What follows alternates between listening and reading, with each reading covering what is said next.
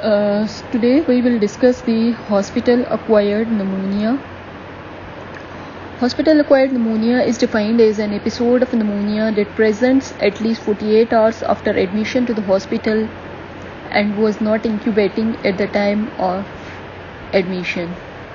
And the term ventilator-associated pneumonia is described as pneumonia that develops in a person who is mechanically ventilated. Hospital-acquired pneumonia is the second most common cause of health-related infection after surgical site infection. The clinical signs of the hospital-acquired pneumonia is new radiological consisting of purulent sputum or endotracheal secretions, along with new radiological infiltrates and increasing unexplained increase in the oxygen requirement with a core temperature raise of 38.3 degrees centigrade, leukocytosis or leukopenia. In this case, the differential diagnosis of hospital-acquired pneumonia are that it can be the pulmonary embolism, ARDS, pulmonary edema, or pulmonary hemorrhage, or drug toxicity. So it can be differentiated by microbiological confirmation, by sputum, and in case of mechanically ventilated patients, bronchoalveolar lavage or endotracheal aspirate can be obtained and differentiated. There are two types of the hospital-acquired pneumonia: early onset hospital-acquired pneumonia and late onset hospital-acquired pneumonia.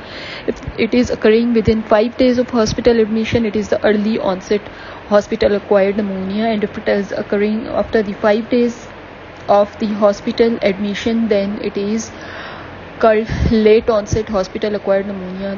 The organisms are different in case of early onset hospital-acquired pneumonia and the late onset hospital-acquired pneumonia. Staph aureus, methicillin-resistant Staph aureus, Haemophilus, and Pneumococcus are common in early onset hospital-acquired pneumonia and ventilator-associated pneumonia, while the organisms of the late onset ventilator-associated pneumonia include the Acinetobacter and gram-negative bacilli. We can say that in early onset hospital-acquired pneumonia, the organisms are similar to that of community-acquired pneumonia, while in the late onset pneumonia are the gram-negative organisms, gram-negative Enterobacteriaceae, including the E. coli, Klebsiella, Pseudomonas. Factors which are predisposing. Let's discuss the factors which are predisposing to the hospital-acquired pneumonia. Of them, there are the 4 main categories which are leading to hospital-acquired pneumonia. One of them is the reduced host defenses against the bacteria, and other is the aspiration of the nasopharyngeal or gastric secretions. Number 3, bacteria introduced into the lower respiratory tract. Number 5, bacteremia. So let's first, the reduced host defenses against the bacteria include the reduced immune defenses because of the use of the glucocorticoid treatment. That may be because of the diabetes, or that may be because of the malignancy. Reduced cough reflex, most commonly post-operative, and disordered mucociliary clearance. Anesthetic agents causes the decreased mucociliary clearance and thus leading to hospital-acquired pneumonia. Bulbar or vocal cord paralysis leads to aspiration of contents and in turn leads to pneumonia. Now come to the aspiration of the nasopharyngeal or gastric secretions. That may be because of the reduced conscious level or immobility, because of the vomiting, dysphagia in the stroke, eclasia or severe reflux, or intubation may lead to aspiration of the gastric contents and then thus leads to pneumonia. Bacteria introduced in the lower respiratory tract that may be because of the ETT, tracheostomy, or infected ventilators, nebulizers, or bronchoscopes. Dental or sinus infection. Bacteremia that may be because of the abdominal sepsis, IV cannula infection, infected emboli. First, I will discuss about the prevention and then about the management. Despite appropriate management, the mortality of the hospital-acquired pneumonia is very high, about 30%, and mandating the prevention whenever possible. Good hygiene is paramount. Washing the hand and any equipment any equipment is used.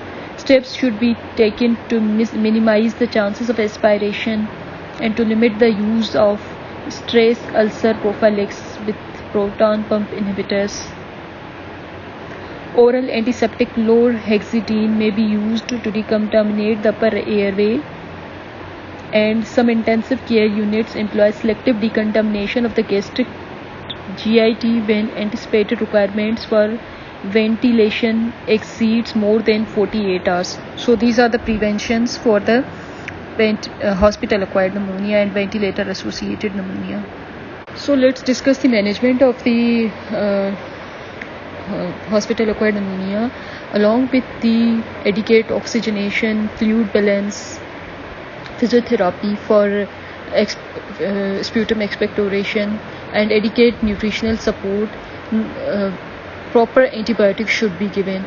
And now I will discuss about the antibiotics which are given in the hospital-acquired pneumonia.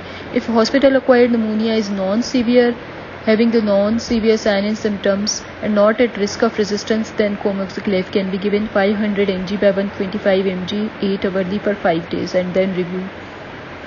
Alternative for non-severe pneumonia is the doxycycline if the penicillin allergy or if comoxiclav is unsuitable.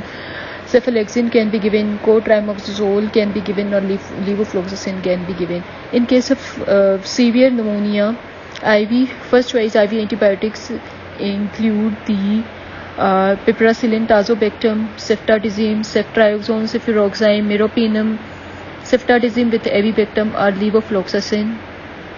Consider review after 48 hours of giving the antibiotics, and antibiotic to be added if suspected or confirmed MRSA are the antibiotics which are added when the suspected or confirmed MRSA is there. These include the vancomycin, include the 15 mg per kg to 20 mg per kg 3 times or twice daily IV, adjusted according to the serum vancomycin concentration. A loading dose of 25 mg per kg to 30 mg per kg can be used in seriously ill people. Maximum 2 gram per dose can be given. Teicoplanin can be given initially 6 mg per kg twice daily for 3 doses, then 6 mg per kg daily. And in the last, linezolid can be given if vancomycin cannot be used, 600 mg twice daily or IV. In MRSA along with vancomycin, teicoplanin or linezolid, one of the third generation cephalosporin, either third generation cephalosporin or meropenem or fluoroquinolone like levofloxacin or piperacillin, tazobactam can be used.